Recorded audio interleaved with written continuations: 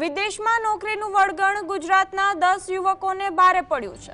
સાવલી તાલુકાના સાઢાસાલ ગામના ગુંજન શાહ સહિત ગુજરાતના કુલ 10 યુવકો નોકરીની લાલચે ગયા બાદ મ્યાનમારમાં ફસાયા છે।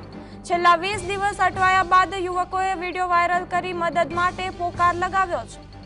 વાયરલ વિડીયોમાં અનેક યુવકો દેખાઈ રહ્યા છે, જેમાંથી એક યુવકે આપવીતી જણાવતા કહ્યું હતું કે અમને દગો કરીને અહીં લાવવામાં આવ્યા છે। અમને કામ આપવાના બહાને કહ્યું હતું કે તમને ડેટા એન્ટ્રીનું કામ મળશે। કોઈને જાહેરાત કરવાની લાલચ આપી બોલાવવામાં આવ્યા। અહીં આવ્યા ત્યારે ખબર પડી કે અમને અલગ જ કામ કરાવે છે, એ પણ બળજબરીપૂર્વક। અમને ક્યાંય જવા પણ નથી દેતા અને 14 થી 18 કલાક સુધી કામ કરાવે છે।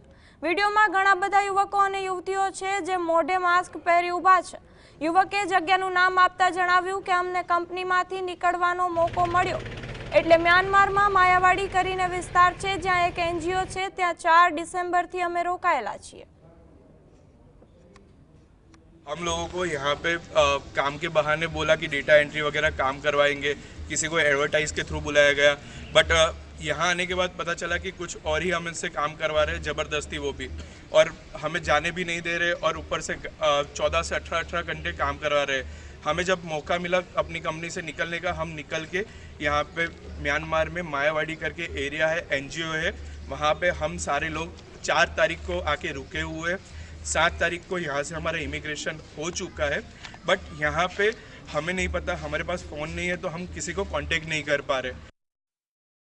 મારો બાબા ગુંજન થાઈલેન્ડ 4 મહિનાથી ગયો છે, એમને ત્યાં અનુકૂળ નથી આવ્યું એટલે 20 દિવસથી મારો છોકરો ઘરે આવવા માગે છે।